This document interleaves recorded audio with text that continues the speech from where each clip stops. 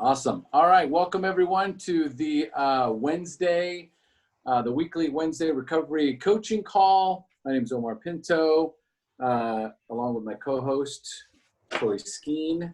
And I'd love to just start off by, let's just dive into Tim and see where Tim, if you're okay with that, Tim. Okay, good. Because we left off last week with Tim and what was going on with Tim and his. We were talking about allowing yourself. It was about deserving. So when it comes to deserving, if I don't feel deserving, then what will happen is I will create blockages. I will not allow myself to receive. So in these situations, when someone says to you, "Hey, Tim, great job," or "Thank you so much, I really appreciate that." And sometimes what will happen is we will say things like, "It wasn't a big deal. Don't worry about it. It's not that great. It could have been better." And so we minimize, or we try and downplay either a compliment or some appreciation. The underlying feeling is this feeling that I'm not deserving. So I don't allow. When I do feel deserving, it's because I've worked 60 hours that week. I've only slept for about 5 hours. I've given everything I have to everybody else. And there's just maybe a 15-minute time where I can sleep in a chair, where I actually feel like, okay, sleeping in a chair for 15 minutes, I can live with that. I can feel deserving. Meanwhile, I'm standing up, eating my breakfast, thinking about the email I have to answer and how much time it's going to take for me to get to work. Sound about right, Tim? Yep, that sounds about right. Okay, all right. So this is where we're going to pick up, because what really needs to heal here is this belief that I am not deserving. And I remember when I asked you the first call, I was like, "Yeah, no, I'm deserving. Yeah, I'm good. Right, I'm fine, dude. I'm all good over here." But as I start to paint this picture to you, I know that it's starting to kind of create some further awareness and a little bit more understanding of, okay, this is making more sense. So tell me a little bit about when this started, this feeling that I have to be doing something, I have to be productive. You mean I always have to be on the go and doing something? Mm-hmm. I don't know. I think it's been as far back as I can remember, going back to, even being in college. I was just telling someone today, even in college, I had a job, a full-time job, and was going to school. So, I mean, and I think even in high school, I was always, was doing a sport or something else, co-curricular activity, and always on top of everything. So. Okay, so it's just, okay. And so tell me about your summer vacations. What did you do for summer vacations? What do I do now or what do I do then? Because I don't think I don't think you have summer vacations now, Tim. I doubt you have any vacation. Yeah, no, I took a vacation like 2 years ago. It was, that's about it. I'm trying to think, like summer, like when I was younger. I'm just trying to think. I don't think I think we just always like found something to occupy our times, because that was like, we always, we lived in the mountains, so it was always like, oh, let's, we're going for a hike, we're going for a bike ride, we're always doing something. And even a vacation when I was younger was camping or mostly just camping. Okay, and camping requires some effort and some work.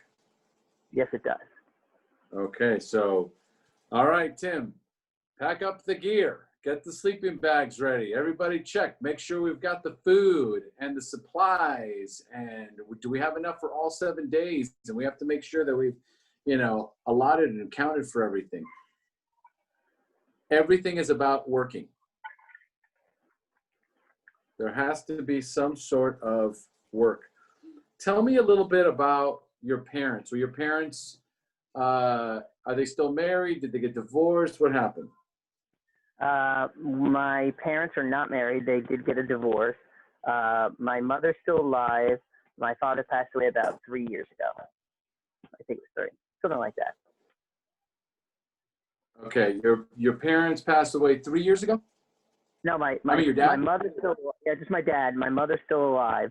She's a retired teacher. Maybe she's always on the go too. So. Mm-hmm. Okay, she's a retired teacher. Correct. Okay, retired teacher. Okay, and your dad passed away 3 years ago. How old was he?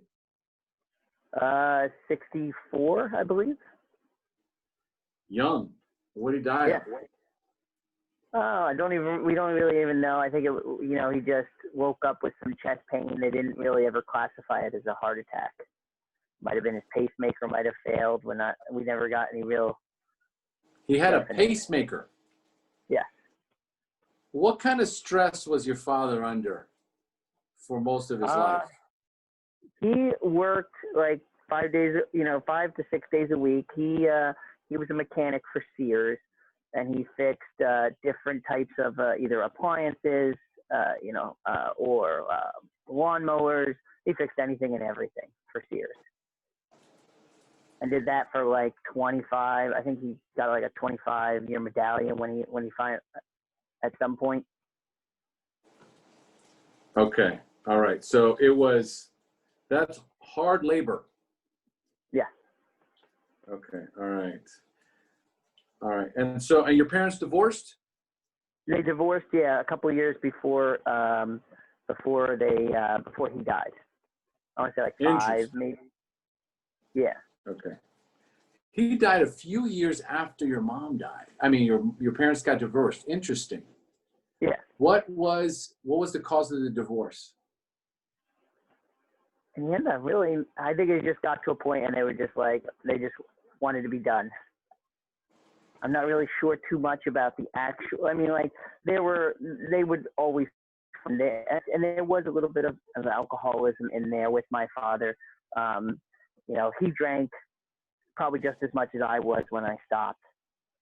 So, but I think he was able to mask it better than I did. So, was the drinking why your mom left? I don't know. I think it was a definite contributor to it, but I don't think it was the main thing. They did fight, not as much. I mean, I'm talking about 10 years ago. Everything's starting to already fog up on those things. Like I'm trying to remember back because it's that the house has been sold has to be at least 10 years. So. And what is your mom doing now? She's doing a little bit of this, a little bit of that. She does a lot of bicycling. She plans a lot of trips for herself since she's retired. She has friends that she hangs out with. She's got a boyfriend. Okay, it's sounds like mom moved on. Oh, my father moved on too. Don't even worry about that. They both had a boyfriend and a girlfriend. I was like, okay, hey, I hope I can still, be like when I get to be 60, 70. Woo. Okay.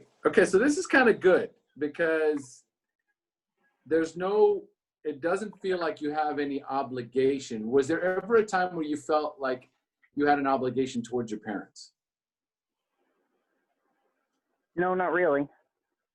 I'm just except for maybe like in school when you had to, get good grades, that was the only time I can really think of an obligation. Okay, I had to get good grades. Yeah. And for what reason? Just to make them happy, I mean, you're going to school to get an education, so you had to, I didn't get super grades. I wasn't like You know, I was B's and C's. I think it wasn't even until college, till I went to like a community college, that I actually even got like straight A's. Okay. All right. So I'm curious. It sounds like your childhood was, for the most part, a bit ideal. You guys took trips together. You guys were together a lot. Mm-hmm. You know, you didn't get a lot of pressure and stress from your parents. They were just like, hey, you got to get good grades. Okay. Who would you say, was there a parent where you craved their love more than the other? Like you didn't get as much love from one, you got more love from one than the other. I think I might have talked more to my mother, but when my father was around, I had no problem talking to him. I think it was just more that, like, my mother and I kind of, because she's was a teacher and I'm a teacher, I think that might be why. But I still spoke to I didn't speak as often as I want. I now afterwards, after he's been gone, you know, I wish I spoke to him more. But you know, when he was around, I did talk to him. I mean, I wish I called him more, but that's, everyone says that afterwards. Okay. All right. No, everyone says that. Okay. So it doesn't sound like the pressure and the overwhelm came from your parents. No. Okay. But I feel this sense of pressure and overwhelm now. When did it begin?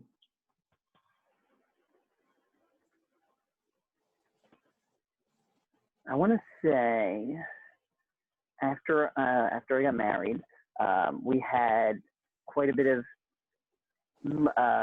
debt that built up.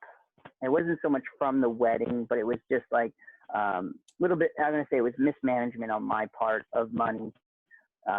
So it just racked up, and after like 2 years of this, so that was when, you know, I mean, I'd always worked a second job, but that was when I was like, okay, you have to get a second job to pay this off. Okay, where'd all the debt come from? I think I'm just trying. No, now that, you know, someone asked me that same question the other day, and I was like, I don't even remember what much of it was. Like, I'm gonna actually have to go back and look. I know some of it was we went on a trip, and it was like I wound up putting a lot on the credit cards, so it was like a trip through credit cards. I wasn't really spending a lot. I think it was like this credit card to pay off this, and this credit card to pay off that. You know, I had to pay the rent. So I was putting more stuff on the credit cards than I was on, you know, than just paying it out. And it piled up. And there was something else. I'm trying to really even remember, because I know I went and I had gotten the job that I actually had, the second job that I have now. And I actually paid off, I think it was 20-something thousand in like 3 years. You know, just on the second job, you know? Okay, so you piled up a bunch of debt when you got married? It was a little bit before. I want to say like it was like maybe like the year before. Okay, and you were able to pay off a lot of the debt through your second job? Correct. Okay, and what does your wife do for a living? She at the moment she's working for a bank. She works as a customer service relations. So she works and deals with, you know, like mortgages and all that stuff. Sorry, I'm not so exciting, Tori. This doesn't. What was that? I said, Tori doesn't look too excited over there. Usually when we're in the meetings, we're laughing a little bit more. So I was like, I'm not that exciting today. I'm digging. This is like we haven't gotten to it yet. Okay. Yeah. So I'm digging. Don't worry, Tori's there. All right. No, because okay, so it sounds like the overwhelm started when you got married. Mm-hmm. Okay, and so pressure, overwhelm. Before that, there wasn't a lot of pressure and overwhelm. Don't think so. Okay, so your wife works at a bank. Does she still work at the bank? Yeah, well, she's had several jobs since since we've been married. She worked as a waitress as 1.2, and then I mean the money was good, but then we had kids and they weren't as flexible. So she eventually found this the job that she's in. She's been there about I want to say like 4 years now. Okay. All right. So, and recently the roof, something happened with your roof. Okay. Yeah. So it's been even yesterday there's just been not a lot of drama, but I think it was Wednesday of last week. She texted me to say that the roof needed to be fixed, and I was waiting for her to say, because like we've had a bunch of little projects that went on. We redid our basement and it went over. So yet again, I had to pick up shifts and work more. Then we redid the bathroom upstairs, and yet again, it went over, and I had to pick up shifts and work more. So, so she texted me on Wednesday to tell me that we have to fix the roof.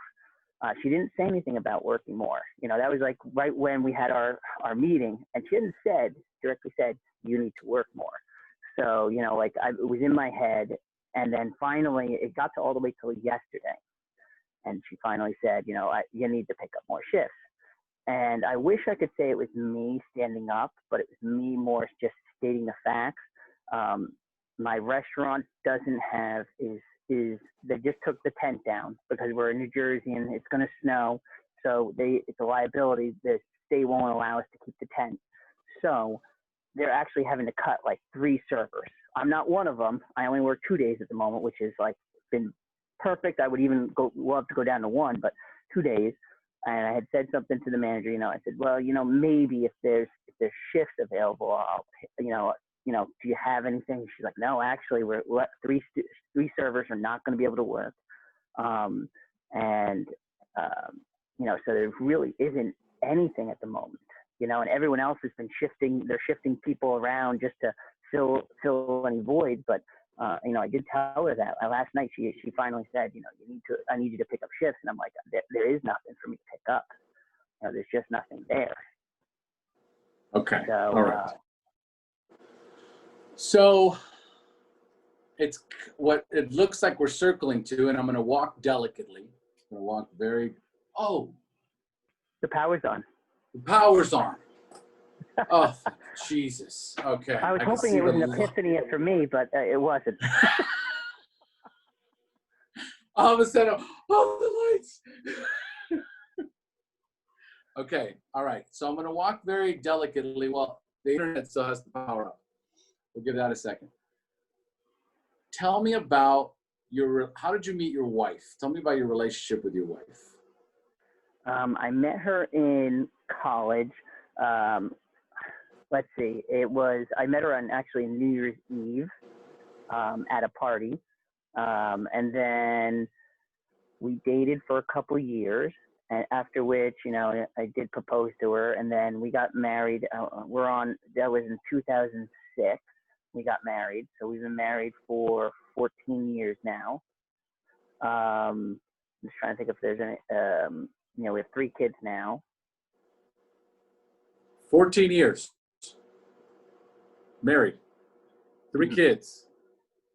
Okay. All right. And other than the financial strain, is there any other strain? Yeah, we don't have too much of a relationship at the moment. I've been sleeping on the couch for about 8 years now. Okay, so see, Tori, eventually we're gonna land. Eventually we're gonna land. Okay, so on the couch, 8 years. For what reason? It was a mix. Some of it was, I was, not that trying to say this the right way. I was online and I was like being promiscuous online. Okay. Also, a couple texts here and a couple texts there as well. So did anything happen? No, in the end, nothing happened, but that was like the big strain. So, and then but that was even like 10 more, that was more than 10 years ago. Um, and then, um, and then some of it was a little bit of my drinking at one point when we lived in a condo down the street. You know, she's like, you have to get your shit together. You have to make a decision to stay. And, you know, I'm still here. I even told her I've made the decision to stay, but yet I'm still where I'm at.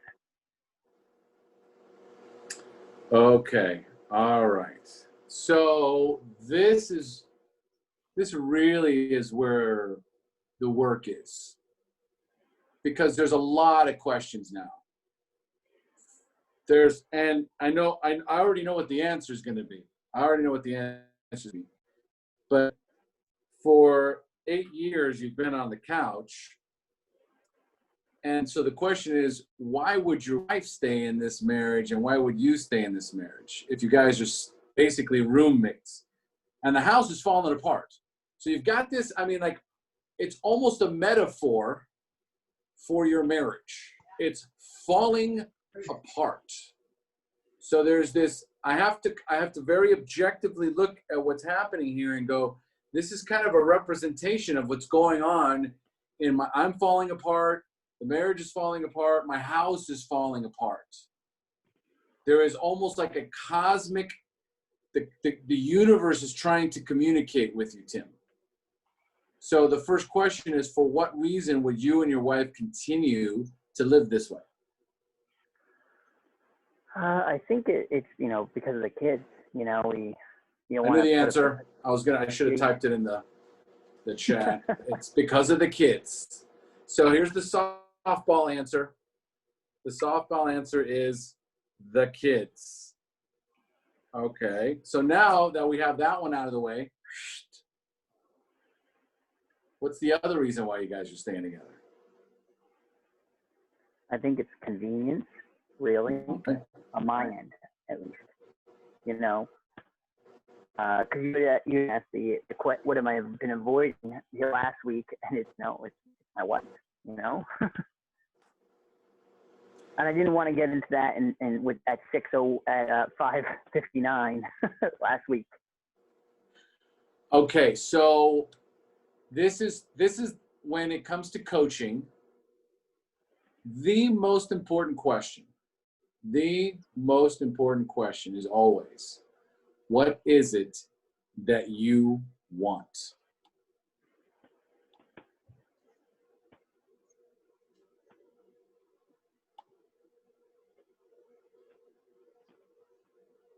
Not even sure, to tell you the truth. Okay, so here, when we do not know what we want, then we'll allow almost anything. It's almost, if you've ever heard the saying, if I don't stand up for something, I'll fall for anything. If I don't know what I want, I'm gonna get whatever is available. Okay, so at some point, I have to be clear on what I want. And I'm pretty sure, I might be mistaken, but if you don't, is it that you don't know what you want, or is it something else? I think it's like a bunch of little things that I possibly want. I don't know if that makes sense. Like there's like certain things that I would like. Okay, there's certain things that you would like, for example. You know, I do miss companionship and even just talking, because we don't even, there's such little talking going on. Just trying to think, like, for instance, if we do talk, it's about what's going on. Literally. I mean, I've seen therapists as well. You're good. I've seen I actually do see a therapist. I think it's about time I have to. With all this going on, I did make appointments and I did do online appointments, but it's been, a couple months. So, but, like just being able to talk, because we don't, like it's about like what, what you need to do, not so much about, like like talking about, just how you're feeling or how what's going on, how So was your what's day? right. So what's missing is intimacy, connection, and communication. Correct. Okay. And so when we talk about, and this is what I talk about too, and what comes up in many of my coaching sessions, is the 6 human needs. Okay. It's certainty, uncertainty, love and connection, significance, growth, and contribution. Okay. Follow me? Hmm. Certainty, uncertainty, love and connection, significance, growth, and contribution. So I'm going to go down the list. Okay. Certainty, uncertainty, love and connection, significance, growth, and contribution. How much certainty do you have in your marriage, 1 to 10? Well, I'm just trying to think, 'cause I mean, I guess I'm an optimist, but I mean, when I say the number, it's not an optimistic number, but I always feel optimistic. So I'm going to say certainty, like 2, Okay. Uncertainty, like 7 or 8, love and connection, 1 at the moment. significance, Can you give me a little bit more on significance? I'm sorry, as pertaining to How just the relationship. I ask you this? How insignificant do you feel? Pretty. so so significant, I would say then that, so the number would have to be low. So it would be like 2. Right. Sorry. Thank you. Yeah. No, I trust me. This is why in the coaching realm it's so important. Language is everything. Like significance, can you expand on that? I'm not really understanding the word. How about insignificant? Oh yeah, 12. Okay, so it's so subtle, but at the same time, the block immediately comes up because it's so delicate. Mhm. So how much growth is happening in the marriage? Not much. So that would be low as well, like 2. And contribution. To the marriage, you're saying? Yeah. Well, I say I don't. At the moment, I'm not contributing too much. So I mean, to the family, I am. I mean, I spend the time. You're I working. I'm working, but I also do make the time for them. I mean, we do things together. Okay. So I mean, if you're talking about just to the marriage, it's going to be lower. But if you're talking about like to the family, it's going to be higher. You know what I'm saying? Yeah, of course. So let's do both. How much, 1 to 10, how much do you contribute to your family? 6 or 7. To the marriage? 2. If I were to ask your wife the same list of questions based on these needs, do you think her answers would be similar or completely different? Similar. So when we look at just the numbers wise, the only need that's being fulfilled primarily, well, there's 2. Okay. Number 1 is uncertainty. Okay. And the other one, number 7, is contribution, but to your family financially and time with the children. So what's happening is your wife and you are no longer feeling happiness, fulfillment, or joy. How do you correct? Yeah. Correct? Okay. How long do you think that'll last before you guys start drinking again?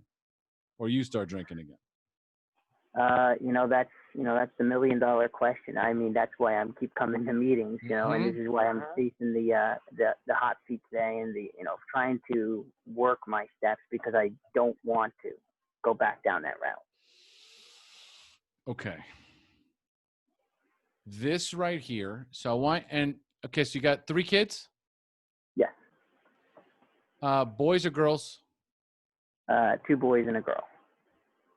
2 boys and 1 girl. How old are the boys? The oldest is 10 and the twins are 8. Boy, girl, twins. Yes. Adorable. All right. All right. So you got your 10-year-old son. Mm-hmm. I want you to imagine for a moment that you're blasted off in time and your son, what's his name? Hugh. What is Hugh. it? Hugh. Hugh. Hugh. Okay. So Hugh, what a great name too. Jack Grant. Okay. So I give my son like a kick-ass name, right? And so Hugh comes to you, and he's 30 years old and he's married and he's got kids and he's been sleeping on the couch for the last 3 years, right? And he's working 2 jobs and he's exhausted and he's unhappy. And he's like, Dad, I am so tired. I'm so exhausted. I'm not happy. I'm doing the best I can. I really am. I am really doing the best I can. I'm supporting the family. I'm taking care of my responsibilities. And, but I don't know what to do, man. I don't know how much more of this I can take. What should I do? What do you tell he? Well, I did speak to my mother about that, years ago, and she's been supportive, and she has even said, hey, if you want me to, I'll even upfront, a retainer or something like that, and just or even just for consultation. And I was like, when it gets to that point, maybe, but like, I guess I'm not ready for that point yet. What would make you ready for that point? Several people, you're not the only one to ask me that question. I'm not even sure what would push me to that point. Because as you said, I don't have any boundaries at the moment. So like, I take anything as it is. So your mother, you've already gone down this road. There's something that's keeping you in this relationship. It's more than the children. Something more. You've talked to other people. You've gotten the same suggestions probably from everyone. My question to you is, when was the last time you sat down with your wife and had an honest conversation about what she wants and what you want? I don't even remember. Well, we haven't sat down and had a conversation in a long time. And the last couple times we've even had conversations, except for like yesterday, it was actually rather civil. I was surprised. This is something I've talked about with my therapist, who also has experience in alcoholism. She had said, like, when we get into our fights, like, I feel like I get pummeled and like beaten up, and I never come out looking good. And no matter what I say, it's not, and I'm not trying to play the victim. I'm just saying, when I say something, it is just never as powerful. It's never as meaningful. So the last thing I had been working with my therapist was, coming home and feeling, make sure that I feel like safe, and what would happen. And like, this is where we left off. I want to say it's like, and I know it's December now. Oh my goodness. The last time we met was probably like June. So, but with everything going the way it is, and then I started working again. But she had said, you have to, if that starts to happen, you have to say, well, when we calm down, we could do it. But it hasn't happened. So I know there hasn't been, you know, a fight or a row since like February probably. Okay. So So I'm going to throw something out there. You just follow me along and you just tell me if this makes sense or not. If life doesn't happen to me and life happens for me, then in any given situation, I'm either supposed to learn something, heal something, or let go of something. What do you think? Your whole world is falling apart around you, literally. Okay? The marriage is crumbling. You can't even have a conversation with your wife because she's ready for you. She's ready to pummel you down, and she's ready. So she's completely on the defensive. She knows exactly what to say to keep you at a distance. Then on top of that, the house is continuing to fall apart. If I say those things to you, there's something to heal, there's something to be learned, there's something to let go of. Best guess, what do you think this is all happening for you? For what reason? I think it would be learned. Okay. To learn how to, I guess you would say, be more assertive. And I know this has been conversations with so many different people. Okay. I would eventually like to do that, the healing part, but I think that has to come first. What do you think you'd have to heal from? No, it's more of, you know, trying to, not me heal, but like me help heal the relationship. Okay, yeah. So me try and heal. Okay, so first of all, you can't heal the relationship. The relationship is not a being, okay? It is a state, okay? I'm in a relationship, okay? So I can't heal a relationship, okay? I can only heal myself. And hopefully in healing myself and create enough change in me, okay, that will inspire the other person in the relationship to seek help and heal and grow, okay, so that you guys can have a good relationship. So right now it's for lack of a better term, a bad relationship.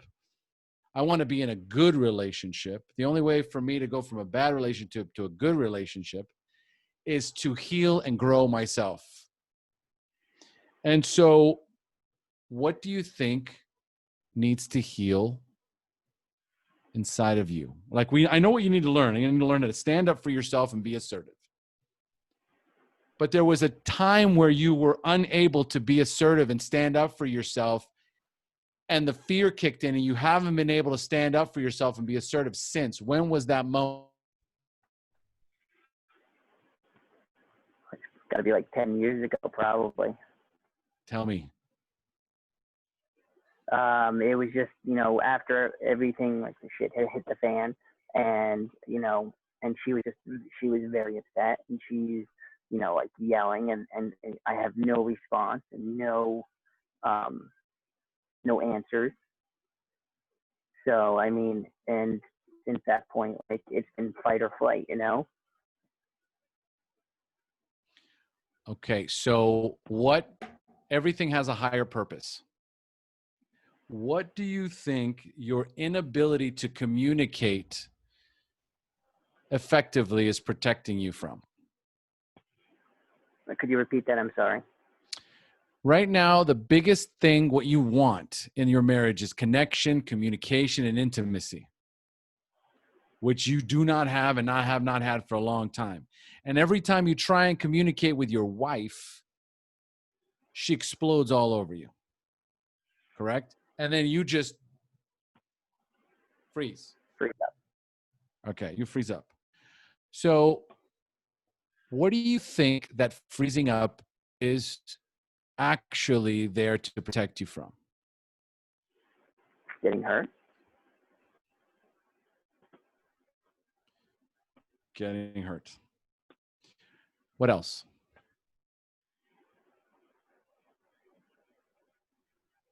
Maybe not making a bad decision.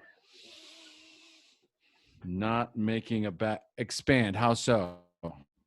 Like saying the wrong thing, and But then again, so many of those times when we've been talking like that, it's my mind goes blank. There's like nothing there. Like, and I literally have almost like, the adrenaline's there, and and almost just fall over because like I have nothing left. Okay, I see it. You see now? Okay. So what has happened here is you have lost all trust, faith, and confidence in who? Myself. Yeah. You are terrified to say anything. So you freeze up, you don't know what to say. So the one thing that you want more than anything, you are terrified to do. And so if I am looking at this from a metaphysical sort of way or spiritual way, there's a part of me that thinks that you have found a way to manifest breaking the house, breaking down and falling apart, so you can work 2 jobs and never be home.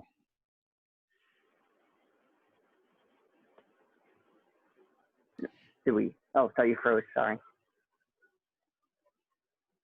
Is that landing at all? Yes and no. I mean, because I've gotten to a point where I'm like also not like I can't do it anymore. Okay. So like. Okay. Here's the thing. I was. Say that again. I can't work the 2 jobs anymore. No, say the first thing.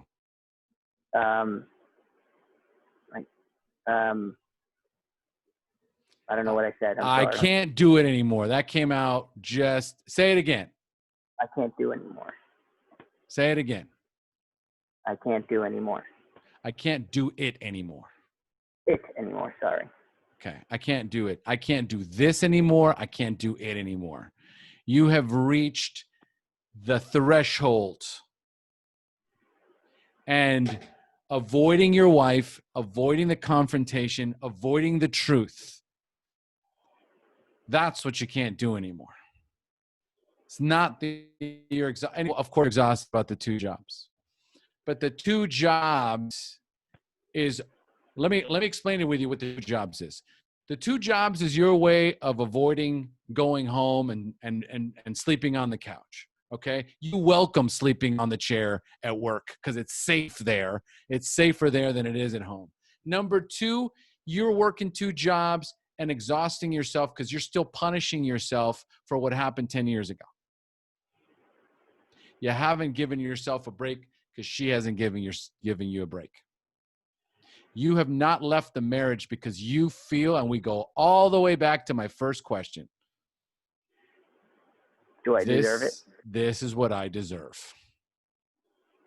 I am getting what I deserve because of what I did. Tell me where all this lands for you.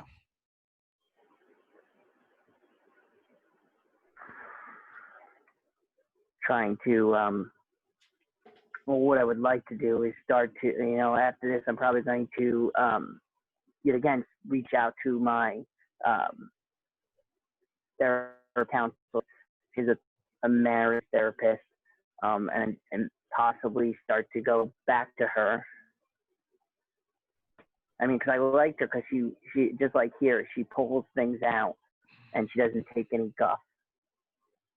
Yeah, no You know? bullshit here. Yeah, no. She told me not to play cards with her because she can she can read me. I'm reading you right now, Tim. I know you're beaten down, man. You cannot take one more. And it's not about I can't work 2 jobs. It's I am emotionally spent and drained, and my sense of self-worth, my sense of value is completely gone. It's like at a 0. Where are you at? Certainty. 2. Uncertainty. 8. Love and connection. 1. Okay. Significance. What does that even mean? I don't even know what significance means because I've been so insignificant for so long. It's the only thing that I can identify with. Okay. I am not growing. And so ultimately, I have allowed myself to believe that this is all my fault. This is all my fault. I did all this. I deserve it. And unless she leaves, then I got to stay here and take it. When are you going to have completed your sentence? Because you've been in prison for 10 years, my friend. Oh, When I thought you is meant the like, sentence due? mhm.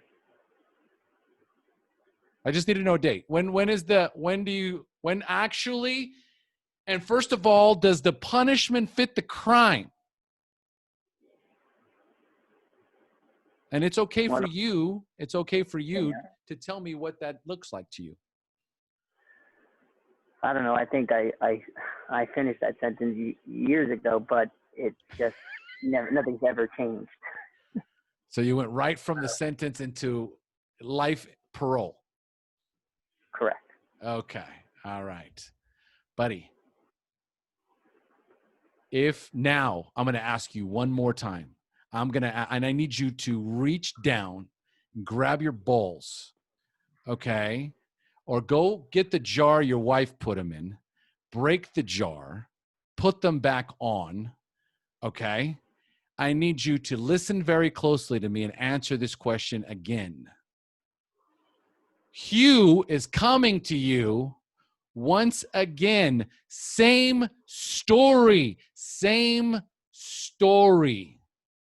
I've been sleeping on the couch for 8 months, for 8 years, Dad. I fucked up 10 years ago, right? I'm still paying for it. I am miserable. I go to meetings just to make sure I don't drink. I am at a loss. I am miserable. This is your son. This is Hugh. Think of his face. Picture his face. What do you tell him?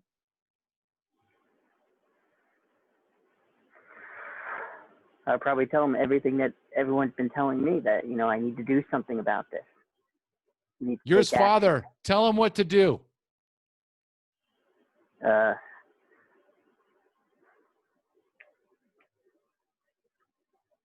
You need to, as the only thing I can really think of is, you know, is what everyone's told me, which is, you know, you need to start the process, you know, either start the process of a divorce or, you know, go back to therapy and try to fix it. If you are doing this for anyone but yourself, get the fuck out. And I'm only repeating what my father told me. I was in a shitty relationship, and I was 25 years old, and I looked like I was 35 years old. I was working 6 days a week, trying to support a woman that doesn't work, who had my son in every conceivable Baby Gosh, Bagosh, Gap, clothing, Abercrombie Fitch. I could not keep up with my response, the demand. And I remember when I told my dad that she was pregnant, and he's like, well, it's the best thing that could ever happen for you. You need to grow the fuck up. This might do you some good. My dad was a little bit of a hard ass. And 1 year later, I was either working one job 60 hours or two jobs. Oh, and I mean, that's all I did was work.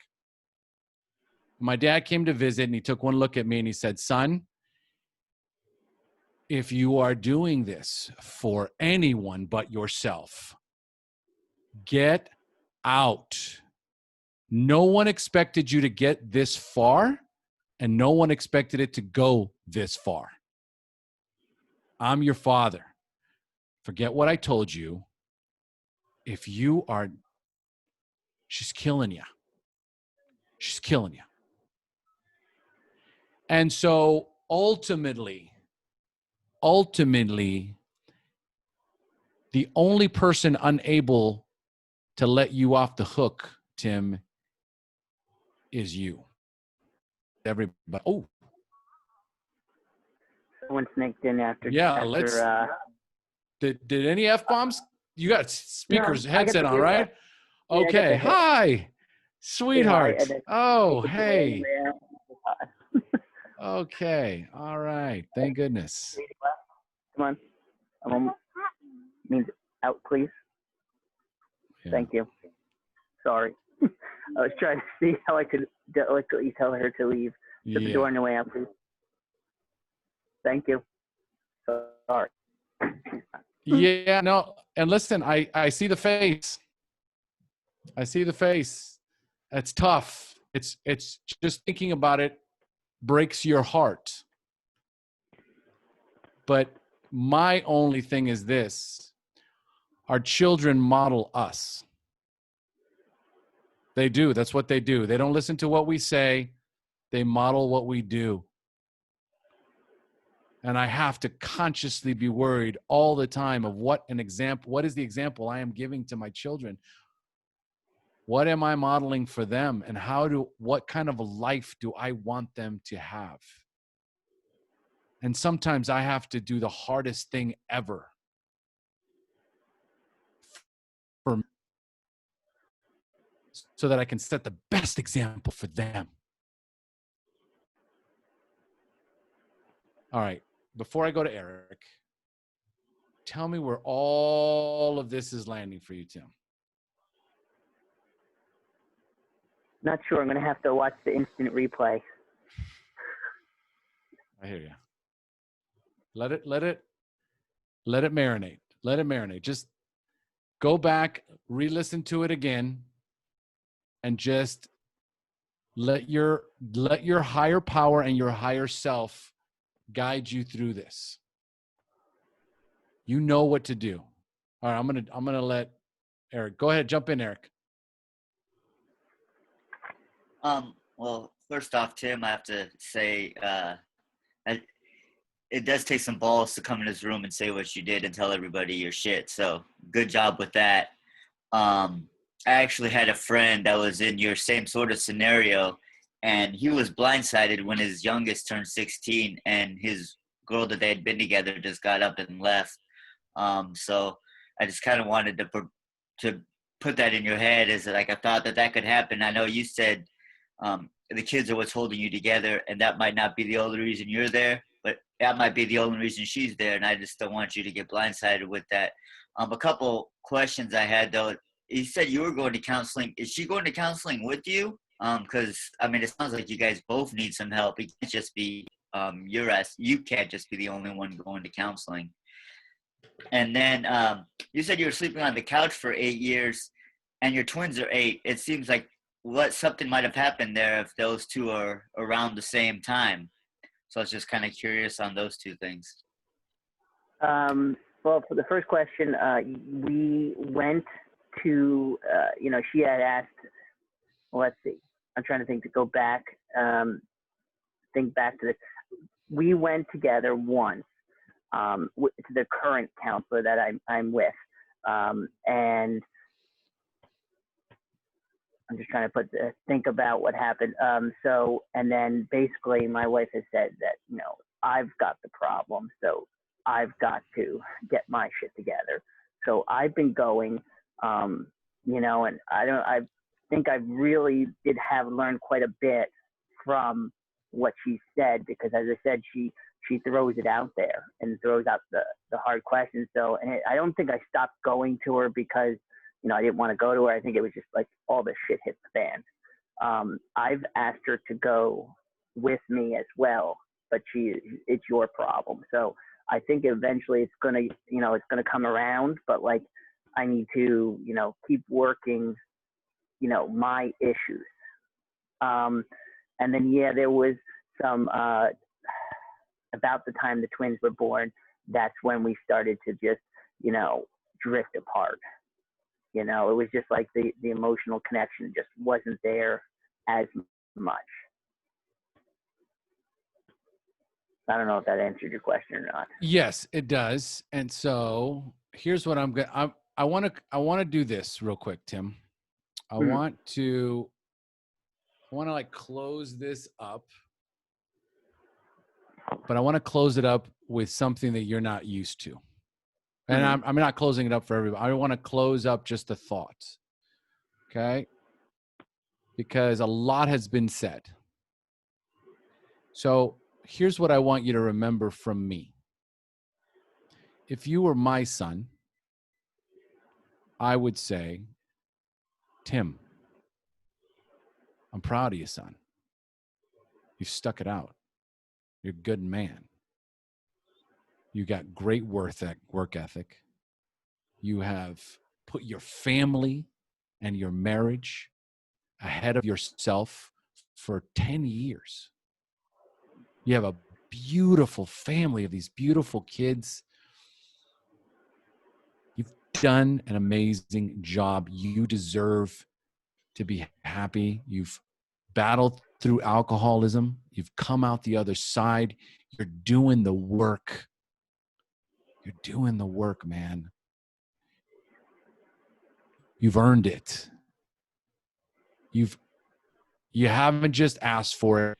You haven't just made a mistake, said, I'm sorry, and said, you know, please forgive me.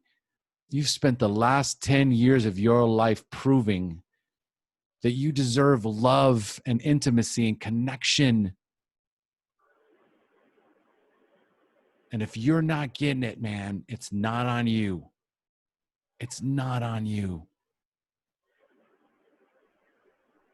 That's how I want, those are the last words that I want you to hear from me. Tori, you go. Yeah, Tim, I mean, thank you for being so vulnerable and brave for, you know, owning, I mean, just being honest and open. You know, I've known you on here since probably March, and yeah, isn't that wild? But you know, I just know how passionate, like I can see when you speak and when you share how passionate you are about like teaching and your kids. And just if like, it doesn't take away, you and your wife's relationship doesn't take away from you being a dad, you know? And you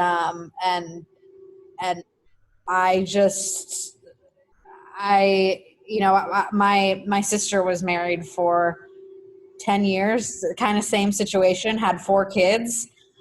She woke up one day and was like, what the fuck, where the fuck am I? This is not what I want to be in, you know? And it honestly, for her kids, and I was a teenager as well. And, it was one of the best things that happened, because her kids had more relationship with her at the time after, because there was so much friction between her and her husband. You know, so I just, I admire your bravery too for, you know, coming on here and it's got to be a comfy couch now, I guess, right? 8 years, damn. Anyway, thanks for sharing. What was that, Tim? I said it is a comfortable couch. I don't have the back problems of when I was slept in the bed. I think the bed might not be that great too. So secondary benefits to the couch. Secondary benefits. All right. So anyone else want to, Eric, did you have something else to say?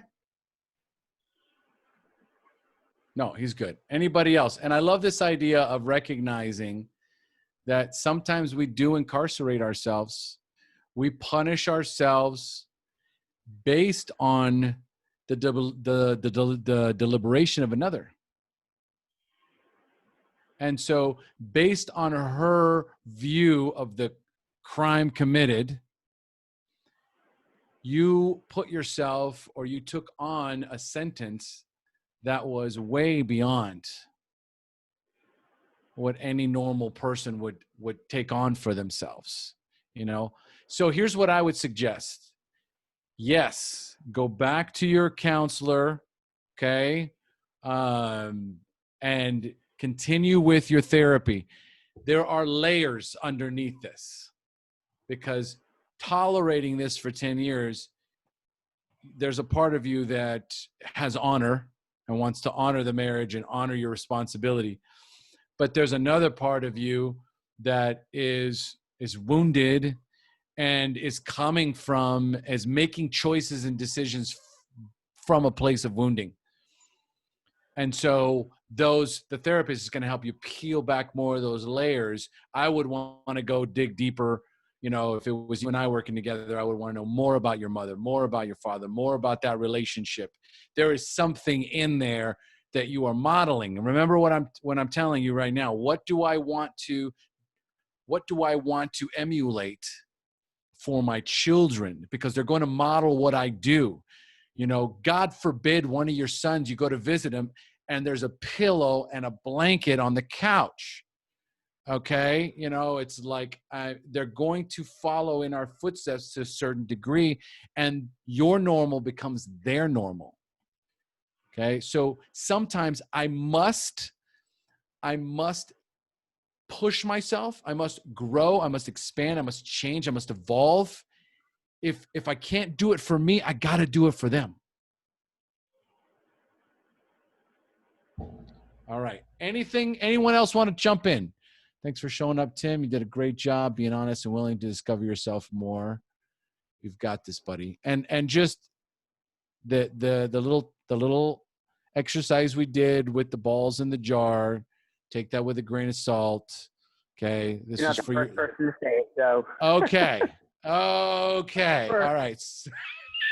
In fact, I think I heard it last week, so. Not the first.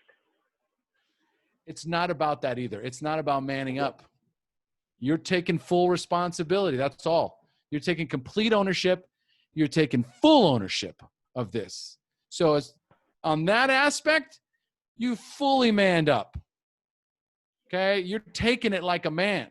But now it's bled over into dysfunction, and now it's going to start affecting my children and their view of their dad. All right? Hey, so how was your mom and dad? Interesting question you would ask. All right.